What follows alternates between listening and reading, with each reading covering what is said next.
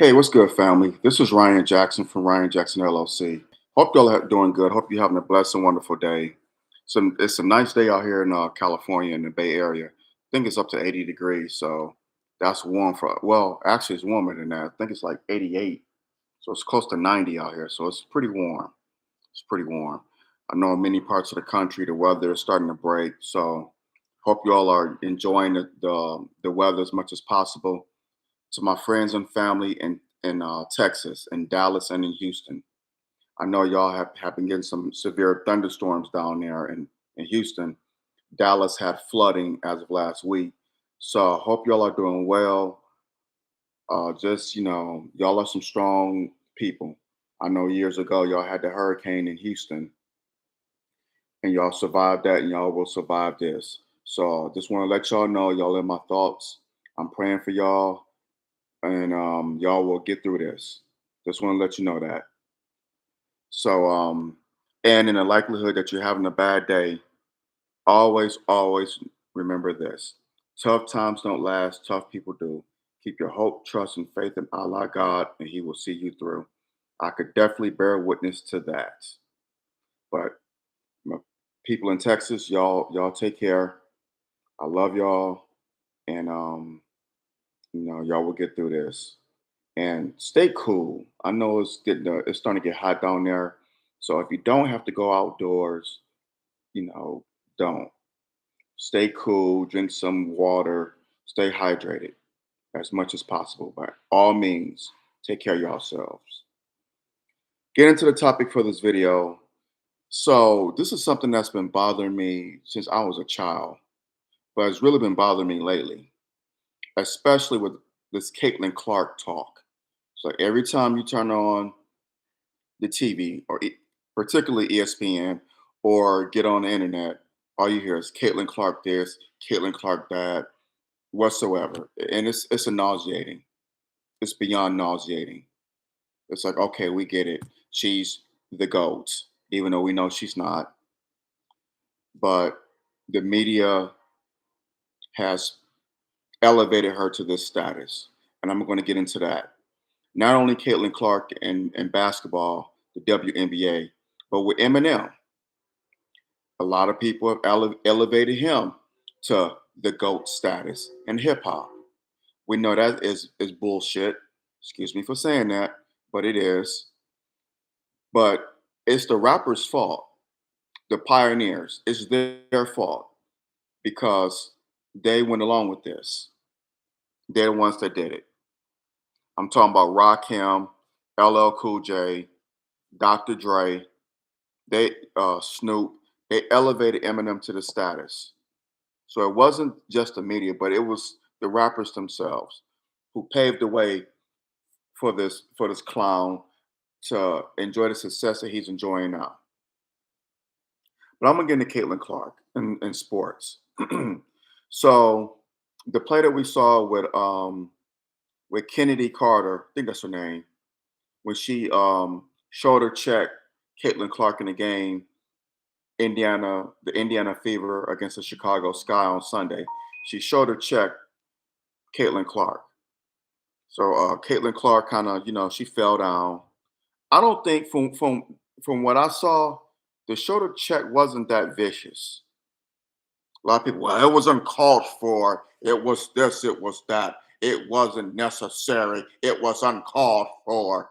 It's like, okay, pump the brakes. Pump the brakes. Let's go back to a few plays before that when Caitlin Clark elbowed Kennedy Carter in the face. I believe this is this young lady's name. I could be wrong. I don't want to get this young lady's name wrong. Any event, hit that thumbs up button, smash that thumbs up button down, hit the subscribe button so you get notifications or when I do videos on here. So, what is Kennedy? I know her first name is Kennedy, and it's spelled CH. Hope I'm not getting this young lady's last name wrong. Let's see here. But in any event, so the shoulder check was kind of retaliation. And the great Derek Coleman from my hometown, DC, played for the New Jersey Nets and the Philadelphia 76ers, the great Derek Coleman. He tweeted that for every action, there is a reaction. And I couldn't agree more. He tweeted the video of Caitlin Clark just swinging her arm and her elbow and hitting Kennedy in the face. What is this young lady's last name? I think it is Carter. I hope I'm correct on that. But the media, this narrative. Yep, Kennedy Carter. Okay, I was right. So the media pushing this narrative out there that Caitlin Clark, because she scored the most points in women's college basketball history. That's great. But how many championships did she win in women's NCAA basketball? How many?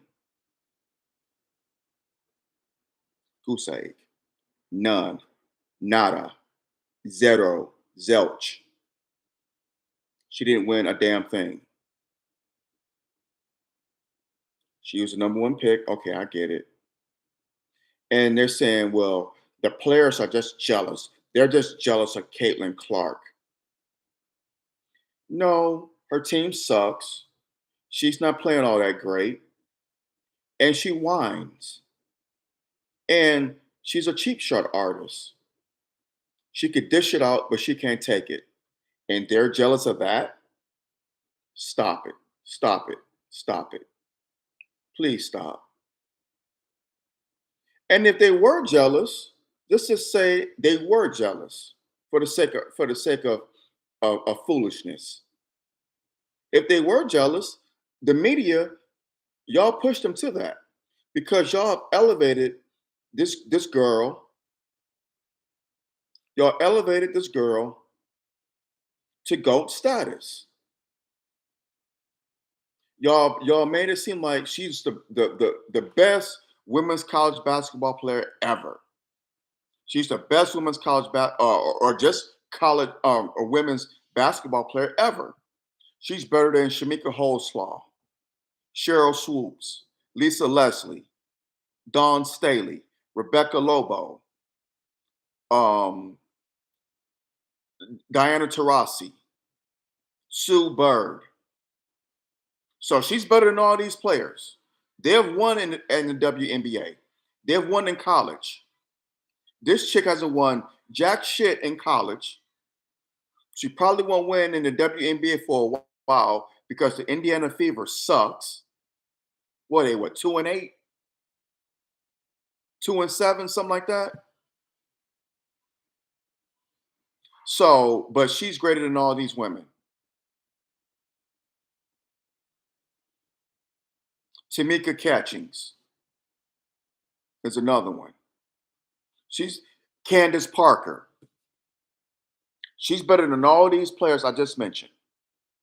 Caitlin Clark. She's better than all of them. The greatest. That's it. GOAT status. She didn't win anything in college. Her team sucks, but she's better than all these women that were Olympic gold medalists, WNBA champions, college champions, set records. She's better than all of them. She's better than all of them. It's so disrespectful and callous to even do that. And so the women have a right to feel the way they feel. A lot of people are comparing it to the Jordan rules when my Detroit Pistons used to rough up Michael Jordan. I wouldn't go that far as to say that because MJ had been in the game for what? At that time, 5 seasons. He had already won MVP awards. He had already won scoring championships. He was defensive MVP. One season, I think the season before in '88, MJ won his first MVP and was Defensive Player of the Year. So Jordan had already been in the game for a while. He was in his 5th season when the Jordan rules had come about. when that book had came. He had already been in the game for 5 years. And like I said, won scoring championships, had won a scoring title, was a league MVP, was a defensive player of the year. So had made multiple All-Star teams. So MJ was already established, not as a champion, but as a player in the NBA, as one of the great young stars. Caitlin Clark played what, 10 games? Nine or 10 games? And y'all already comparing her to Michael Jordan? People need to stop with the bullshit, man. I mean, just stop it. Just stop it. Stop it. But you know what? This isn't the first time the media has done this, because look what they did with Larry Bird. Don't get me wrong. Larry Bird was a great player. Great, great, great player. Three-time MVP. 84, 85, 86. 3 straight years. 2 of those 3 years, the Celtics were NBA champions in 84 and 86. In 85, they were runner-up to the Showtime Lakers. Magic finally beat Bird in 85. So, but 3 years, 84, 85, 86. Great player. Larry Bird, one of the greatest. Capital ONE. One of the greatest, not the greatest. But you couldn't tell white people that. That was their God. Larry Bird, Larry Legend. Oh my God. Oh my God. And especially when the Lakers and Celtics were had their rivalry in the 80s, the Showtime Lakers against Bird Celtics, Bird, Parrish, Kevin McHale. Oh my gosh. You couldn't tell them nothing. Hey, my brother, peace to you too, man. I'm sorry. Wasn't trying to ignore you. I just was in the moment, was flowing with it. But I didn't want to ignore you. But peace. Thank you for tuning in. Hope you're having a great day. Yeah, so Bird was a great player. And when Dennis Rodman said in 87 during the Eastern Conference Finals, after game 5, I never forget it, when Dennis Rodman said that if Larry Bird was black, he'd be just another good guy, just an average player. I agree with it. And Isaiah Thomas backed Rodman's statement. Rodman was a rookie. He backed Rodman's statement. And all hell came down on Isaiah Thomas. Isaiah's racist. And Isaiah Thomas had to get up in front of the world and defend that.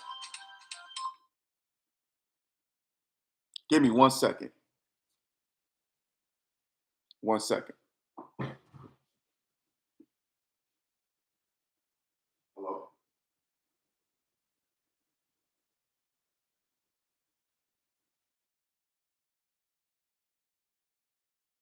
Getting this Palm 2019.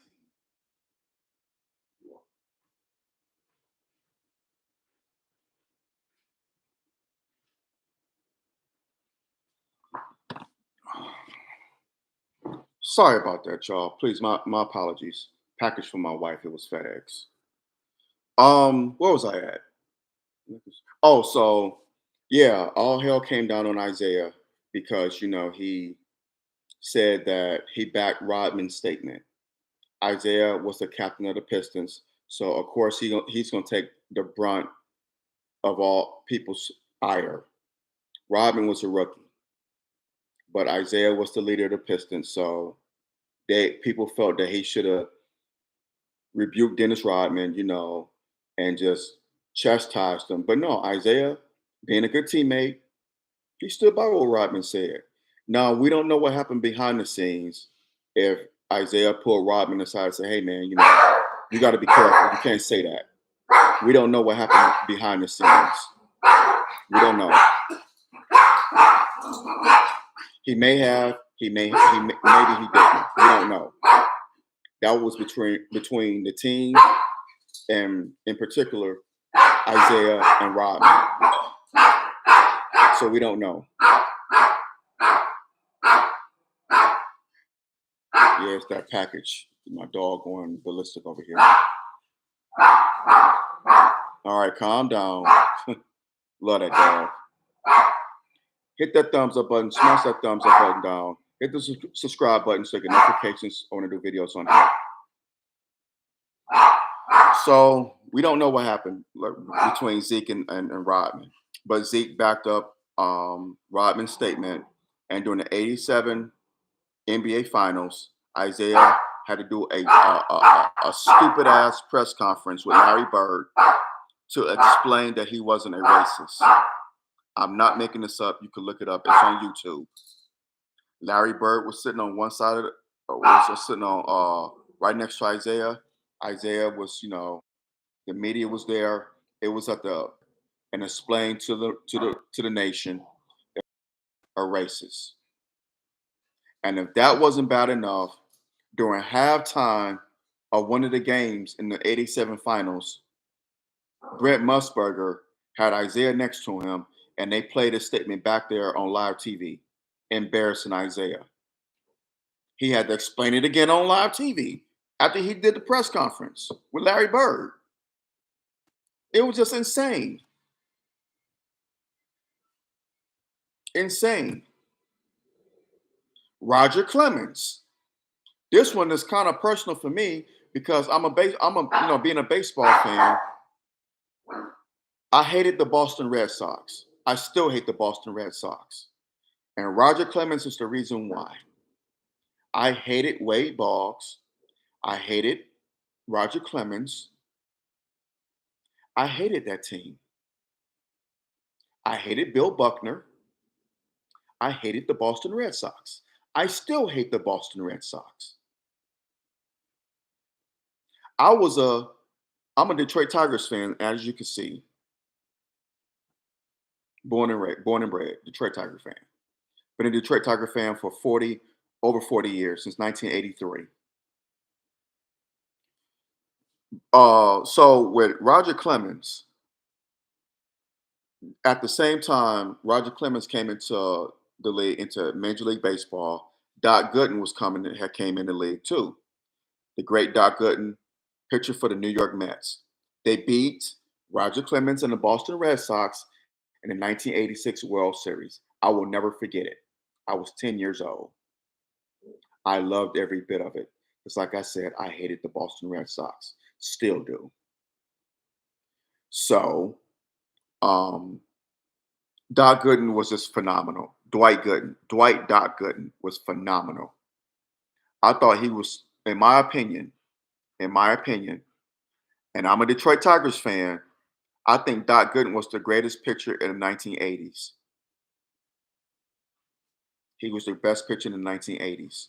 Yeah, I know there was Fernando Valenzuela from the Dodgers, Jack Morris from my Detroit Tigers. You had Oral Hershiser, who was a one-hit wonder, in my opinion. Brett Saberhagen from the Kansas City Royals. I know all that. I get it. Okay, I get it. But Doc Gooden was that dude. And white boys love Roger Clemens. Oh, Roger Clemens this, Roger Clemens that, Roger Clemens this. And I used to collect baseball cards. And I was on a school bus. I think I was going to school. It was in the 5th grade. And this and the '86 World Series was going on. And this white kid, yeah, Roger Clemens this, Roger Clemens that, Roger Clemens, Roger Clemens, Roger Clemens. Did he win the Cy Young in '86? Or Doc Gooden? He wanted to win them years. But Doc Gooden is, but Roger Clemens this, Roger Clemens that. And he said he's going to beat that nigger, Doc Gooden. Why did he say that? I said, what did you say? And he repeated it again. He's going to beat that nigger, Doc Gooden, right in the face, right in his grill. I got in trouble for it, but it was worth it because he had it coming. busted his nose. He had a black eye.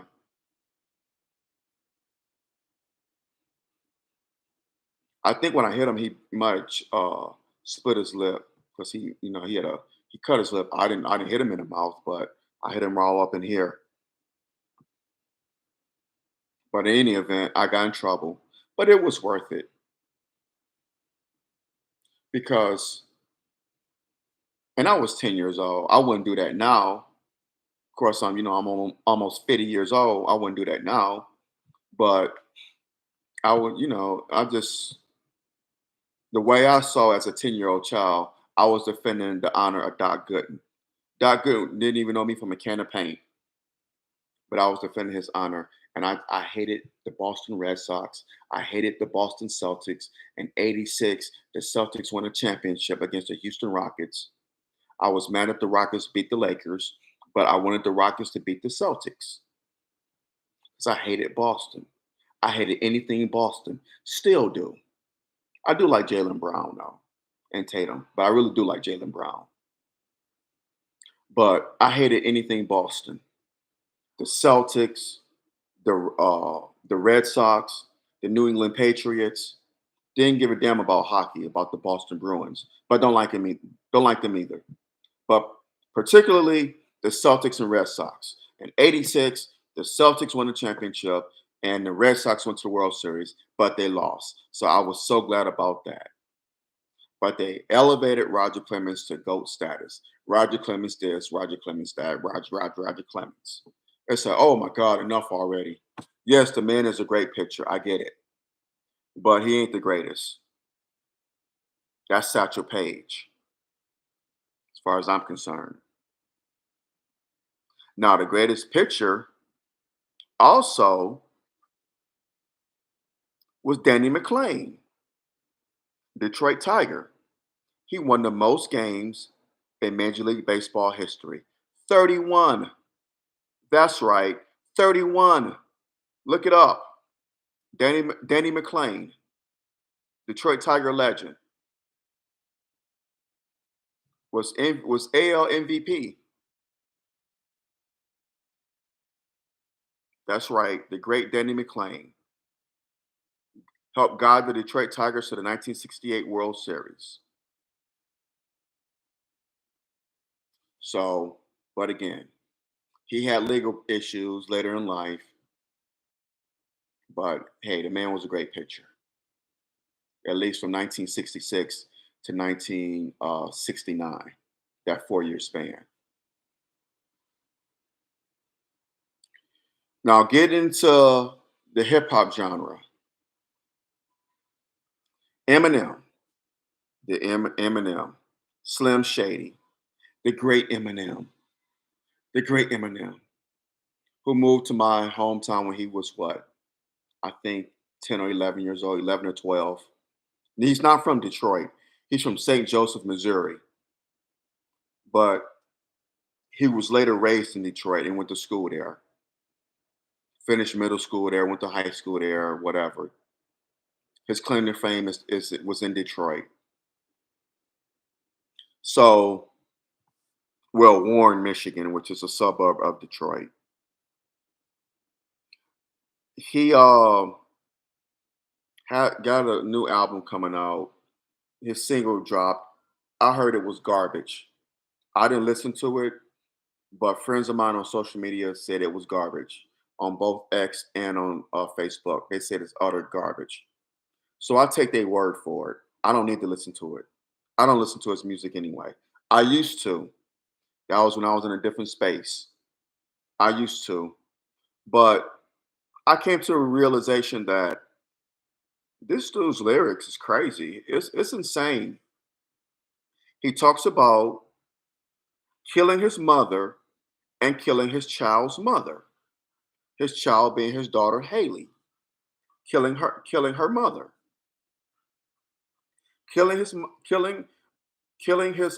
baby's mama, and throwing her body in the back of his trunk of the trunk of his car and dumping it off into the lake. As a matter of fact, I believe Was it the cover of his first album? He had his car on a bridge with the trunk open. This dude is sadistic.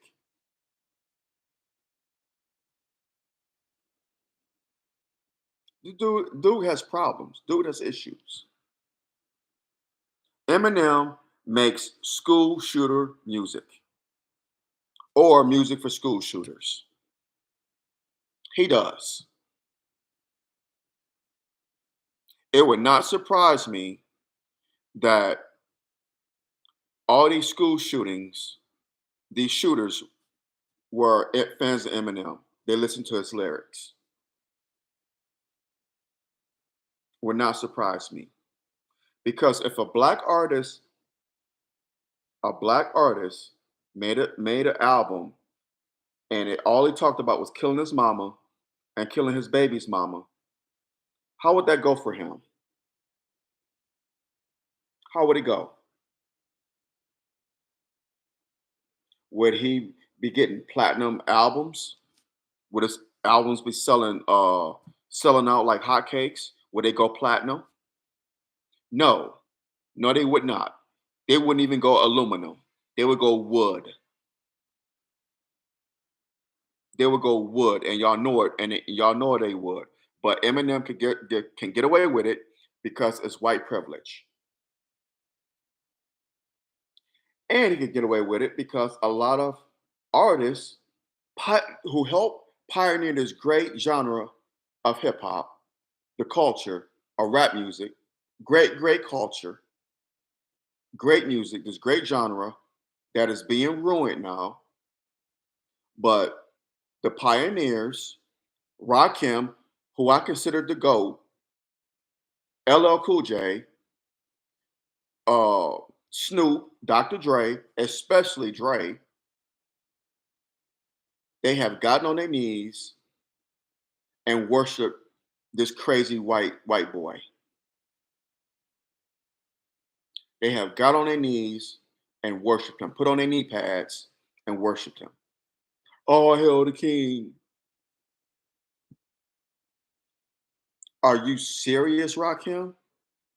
You could wrap circles around Eminem 5 times. He shouldn't even been mentioned in the same sentence with you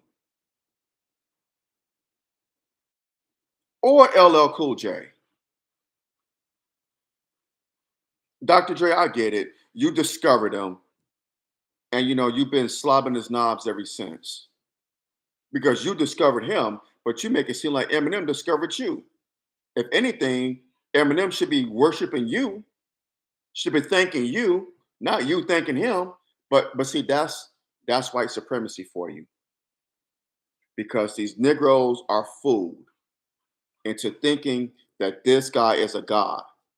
And like my brother said, my good brother in Atlanta said, he said, he's not the God, y'all are the gods. Y'all are the gods. But y'all worshiping this man like he the God, like he's a god. No, no. He should be thanking Dr. Dre because if it wasn't for Dr. Dre, Eminem would not have enjoyed the success that he's enjoying now. He would not. Let's just keep it 1,000. But but the way it's being portrayed, it's like Eminem discovered Dre, and we know that's not the case. But people worship him. He's the greatest in hip hop. He's the greatest. Oh, he's the GOAT. You have Big Daddy Kane. You have Method Man, Redman, Ghostface Killer, Cos, Ice Cube, the late great Tupac Shakur, the late great Notorious B.I.G., Biggie Smalls. And then this is another thing. Y'all disrespect Pac, but elevate Eminem. Disrespect a man who was all about revolution, all about uplifting black people, black women, the black man. My brother, my brother in Atlanta said it a couple days ago. He said, if you're having a bad day, you could put on a Tupac song and your day would be better. And the song I'm thinking of is Me Against the World. The album was called Me Against the World, but there was a song on there called Me Against the World. Came out in 95. Great song. Just me against the world, baby. I got nothing to lose. Just me against the world. Because we all feel that way. I open up my video saying, if you've had a rough time, or if you had a rough day, always remember this. Tough times don't last, tough people do. Keep your hope, trust, and faith in Allah God, and He will see you through. But Pac made a whole, you can listen, he made songs about uplifting people. And his lyrics, and all people of all races love Tupac. Not just black people, white people, Asian people, Hispanic people, they love Tupac. Because he made music for everybody. Revolution. Fight back, fight the man.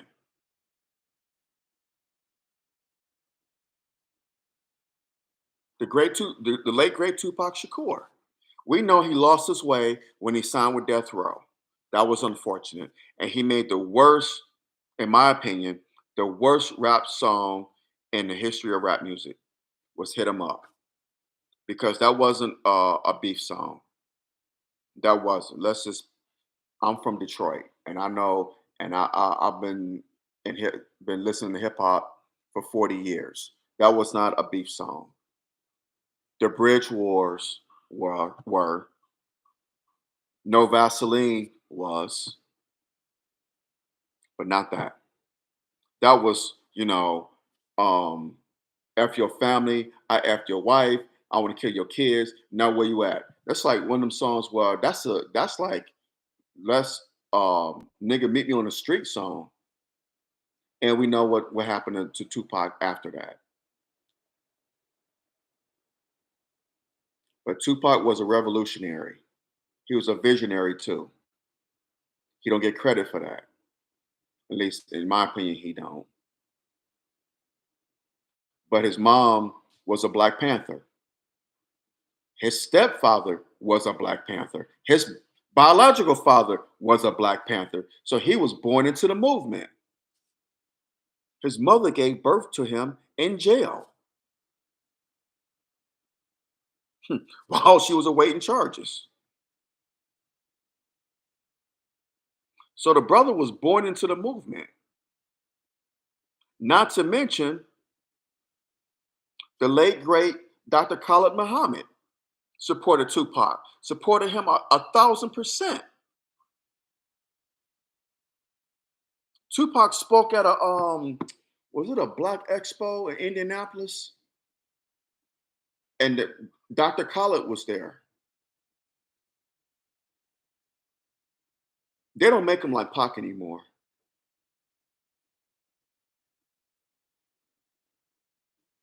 And how dare y'all disrespect this man?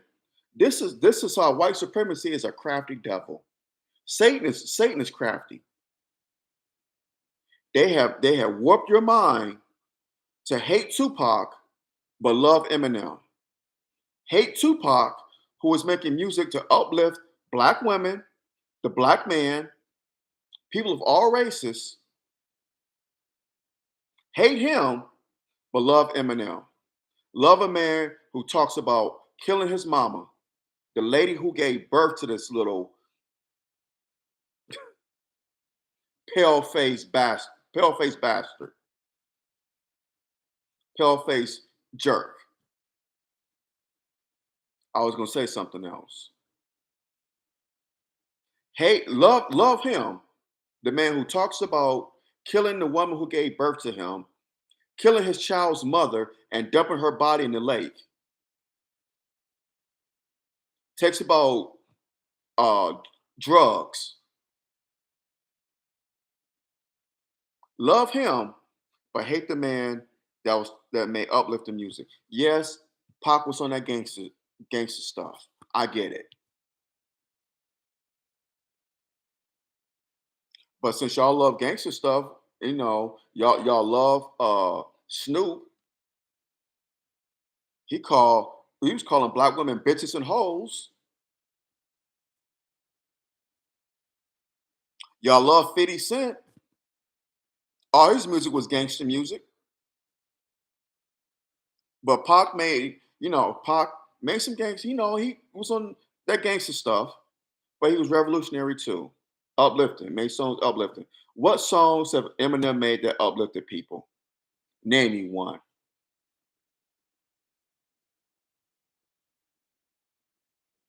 At least 50 made one that I could think of. And I'm not a 50 Cent fan. Never been.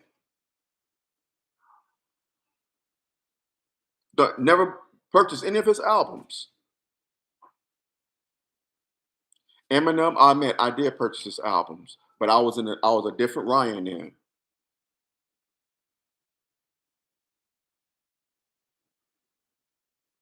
I grew up.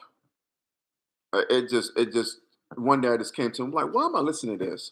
Oh, I know why, because he's from Detroit and I want to support a Detroit artist. But I'm like, there are much better Detroit artists. Royce the 5'9". Royce the 5'9" got bars. That brother is highly underrated. Obi Trice is another one.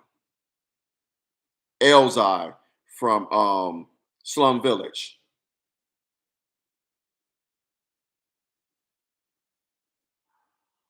Plenty of great Detroit artists who don't get the credit and notoriety that they deserve because of Eminem. Everybody, when you think of Detroit hip hop, it's Eminem, 8 Mile, Eminem, 8 Mile, and I hated that movie. I hated 8 Mile. When I saw it, I didn't I'm like. Every time someone I was telling someone from Detroit, have you been on 8 Mile? Have you been on 8 Mile? Do they have trailer parks on 8 Mile? I'm like, no, that wasn't off of 8 Mile. That's in Warren, Michigan. There was a neighborhood in Warren, Michigan that had trailer parks. They're not on 8 Mile. 8 Mile is a street. It's a of course it's a street, but on 8 Mile you have apartment buildings. You have shopping centers, office parks. Think of a major street in insert whatever city, and you have stores, you have office parks, apartment buildings, corner stores, houses. Think of a street like that, a major street. That's what 8 Mile is. Well, in 8 Mile, they have trailer parks. You ain't from Detroit. I'm like, your ass have never been to Detroit. Probably don't even plan on going there. How you gonna tell someone who was born and raised there that they're not trailer parks in Detroit?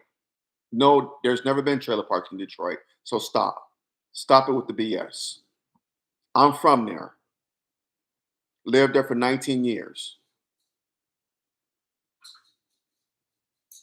But and see, people believe Hollywood.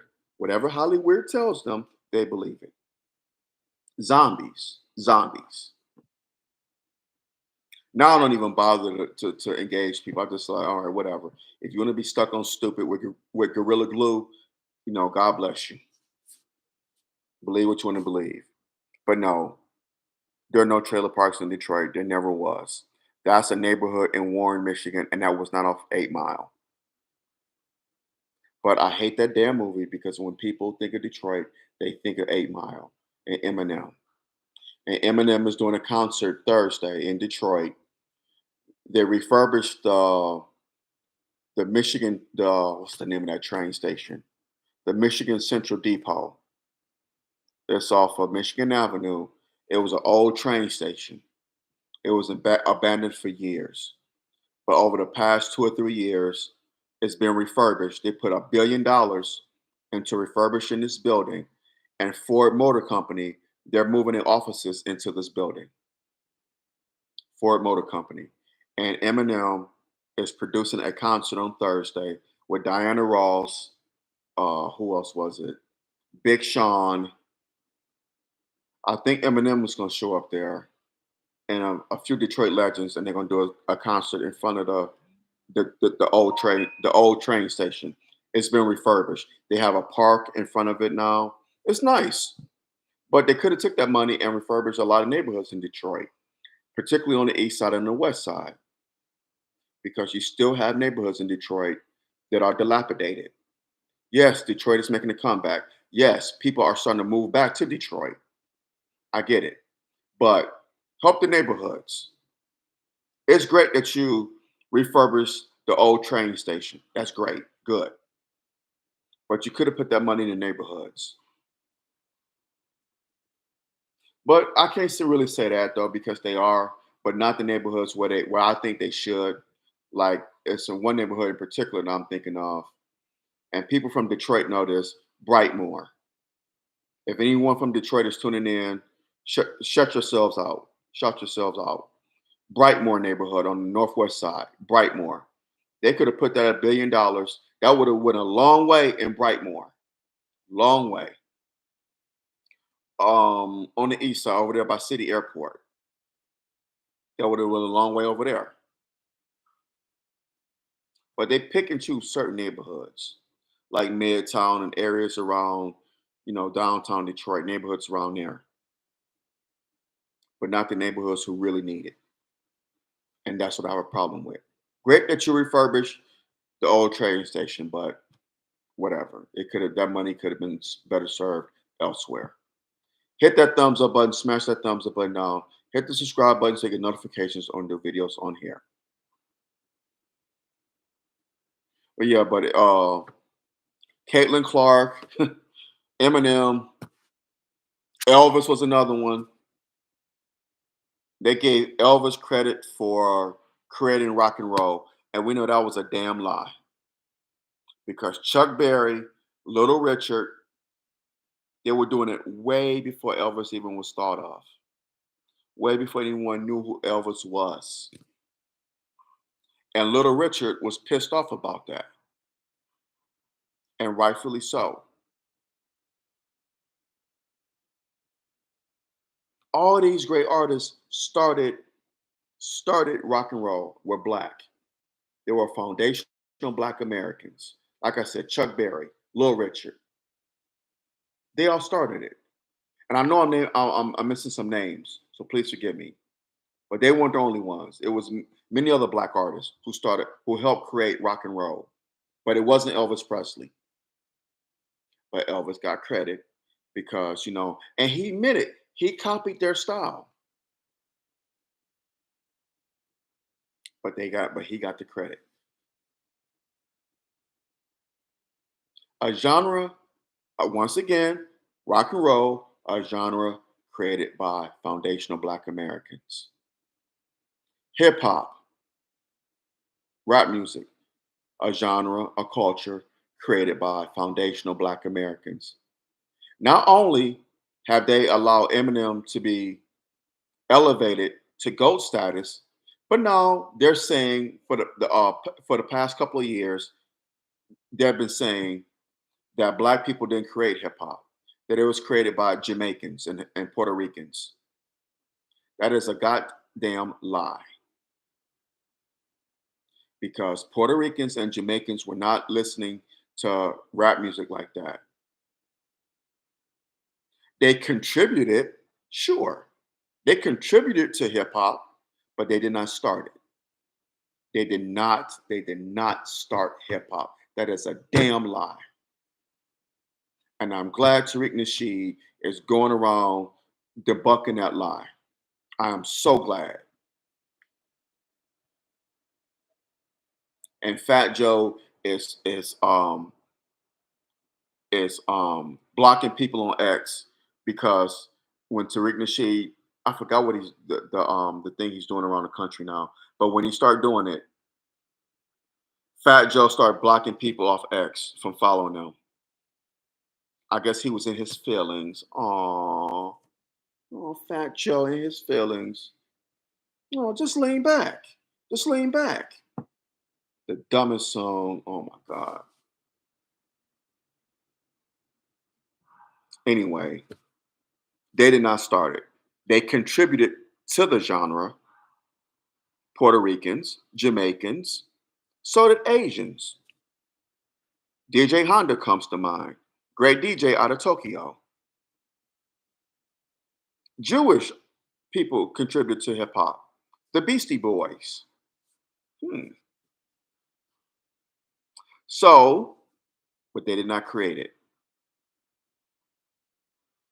But every time black people start something, or we dominate like basketball, we created hip hop. A white person comes along, they get elevated to GOAT status above the people who establish the genre over people who are dominating the sport. And it's ridiculous, it's disrespectful, and it's callousness. But too many niggas allow it. That's why it's going to be hard to defeat white supremacy because we embrace it with open arms. Like you haven't seen a long lost relative. That's how a lot of niggas do with white supremacy. Oh, I love you. Where you been? Oh, baby, I love you, baby. I love you. A lot of niggas go further than that. They go to bed with white supremacy. They sleeping with the enemy. They sleeping with the enemy. Like my brother in Atlanta says all the time. They sleeping with the enemy. Love the enemy. Love the enemy more than they love themselves. It's sad but true. And I hate to say that. As much as it pains me to have just said that, it is so true. Am I right or am I absolutely right? It's just ridiculous. I never thought I'd live to see the day. And we, halfway through 2024, going into 2025, and still to this day, niggas have the 1724 mindset in 2024. I'm gonna repeat that again. We're in 2024 and niggas have the 1724 mindset. It's crazy. It's crazy. It's absolutely, it's disheartening. It's insanity. I think I made my point on this known. I hope I drove the point home. We have to stop doing that. Every time a white person does something that black people either dominate or create, stop elevating them to GOAT status. Stop it. Stop it, stop it, stop it. Please stop. One more thing before I go. Stephen A. Smith is a bitch. He's a bitch. Now he's warring with a black woman over this whole Caitlin Clark thing or the WNBA because she said that, and I'm talking about Monica McNutt, who said that Stephen A. wasn't giving press to the WNBA 3 years back. Well, she's right. And if you disagree with her, okay, that's your right too. But to go on your platform and go at this black woman, that shows you what type of Negro Stephen A. Smith is. And every dog has his day, and that dog is gonna get his day. Because, but then again, his white masters, I should say, they love him. They love that nigga. But he's a bitch. And it's been a bad month for you because just last week, Isaiah Thomas had to check you on your disrespect of Jalen Brown. Then it was Draymond Green checking you.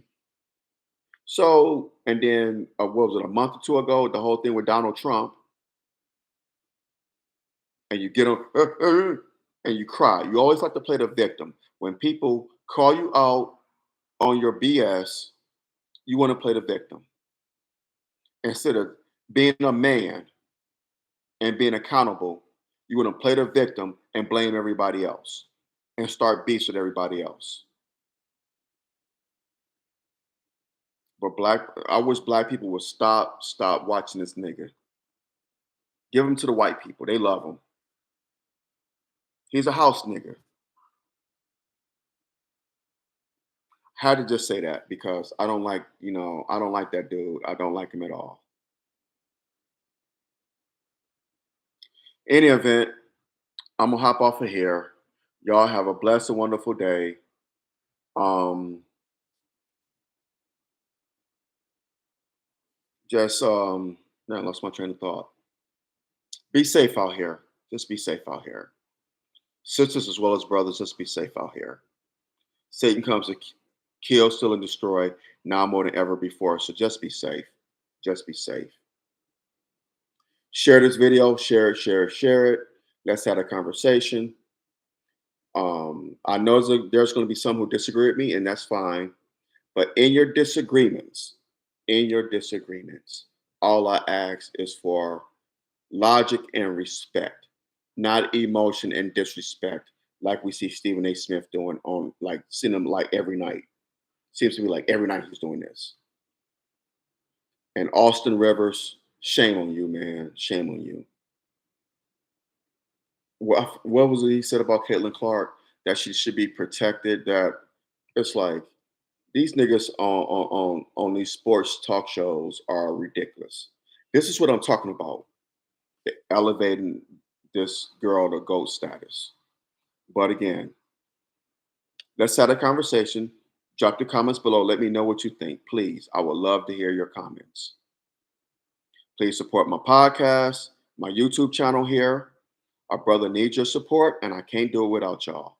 So please continue to support me. Hit that thumbs up button, smash it down, hit the subscribe button, and I'll talk to y'all later. Y'all have a blessed and wonderful day. Love y'all much. I'm out.